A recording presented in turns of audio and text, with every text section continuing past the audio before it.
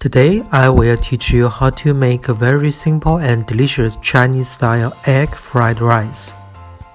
The material we need are 1 egg, 1 bowl cold cooked rice, 2 spoons of defrosted mixed vegetables, 1 spring onion, 1 teaspoon salt, and 1 spoon oil. Before we cook, we need to prepare mixed vegetable. Cut the spring onion like this. Now all the preparation is done. We can cook. Heat the wok and put the oil into the wok. Fry the egg and smash it into pieces like this. Seasoning the egg with some salt and put the prepared rice into the wok. Then put the vegetables into the wok. Mix all the ingredients together. Cook for 1 minute and season with some salt. Now you can turn off the heat. It is ready to serve. I hope you enjoyed this recipe.